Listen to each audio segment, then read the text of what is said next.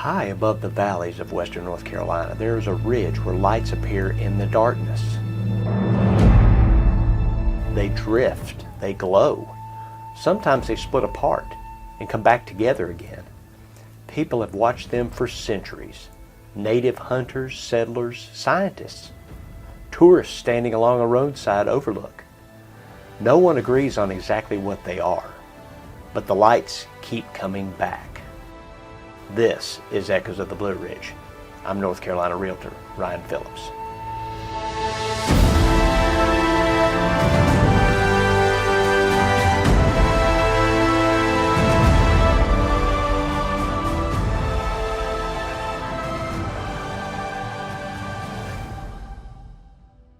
Just east of the Linville Gorge, rising above Burke County, sits a ridge known as Brown Mountain. It's not the tallest ridge in the Blue Ridge Mountains, but it may be the most mysterious. For generations, people have reported strange glowing lights hovering in the valley below. They appear after sunset. They float above the tree line. Sometimes they glow orange, blue, or white, and sometimes they simply fade away. Today, the phenomenon is known as the Brown Mountain Lights, but the story began long before that name existed.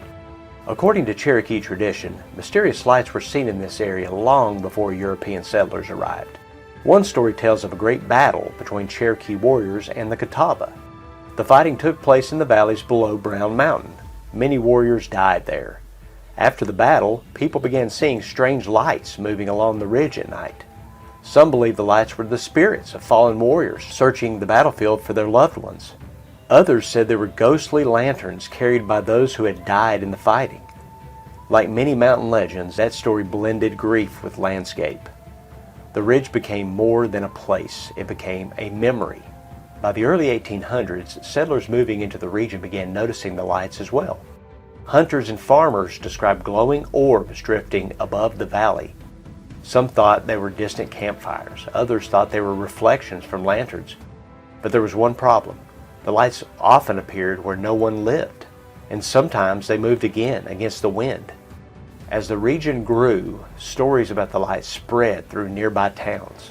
By the late 1800s, travelers were visiting the area specifically to watch them. What had once been local folklore was becoming a regional mystery. In 1913, the mystery reached a wider audience. Newspapers across North Carolina began reporting on the lights. Curious observers gathered along ridges, hoping to catch a glimpse. Eventually, the United States Geological Survey was asked to investigate. Geologist Clarence Ross studied the phenomenon. His conclusion? Many of the lights could be explained by distant train headlights traveling through the valleys. At night, temperature layers in the atmosphere can bend light. This phenomenon, called refraction, can make distant lights appear elevated above the ground.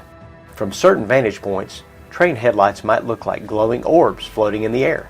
It was a logical explanation, but it didn't solve everything, because witnesses had reported the lights long before trains ever ran through the valley. Over the years, scientists and researchers have suggested other possibilities. Some say the lights may be caused by swamp gas, atmospheric plasma, reflections from distant towns, electrical charges released from stressed quartz in the rocks.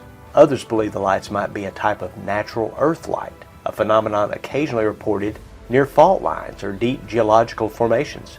But none of these explanations has fully accounted for every sighting, and the lights continue to appear. Today, visitors can watch for the lights from the Brown Mountain Overlook or along the Blue Ridge Parkway. On clear nights, crowds gather along the railing. Some see nothing. Others suddenly spot a faint glow rising from the valley, a small orb drifting slowly above the dark forest. For a moment, it feels almost alive. Then it disappears, just as quietly as it appeared. The Brown Mountain Lights sit in an interesting place between folklore and science.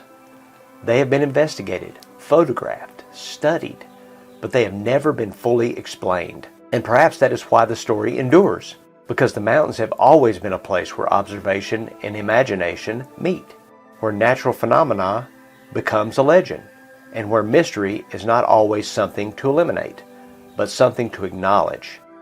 If you stand along the overlook late at night and the valley below falls silent, you may begin to understand why these lights captured the imagination of generations. The mountains are dark, the forests are deep, and when a single glowing light appears in that darkness, it feels like something more than reflection, something older, something the mountains have not yet explained. Next time on Echoes of the Blue Ridge, we explore the mysterious Cherokee legends of the hidden people of the mountains, the Nunahai. Until then, listen carefully. The echoes are still here.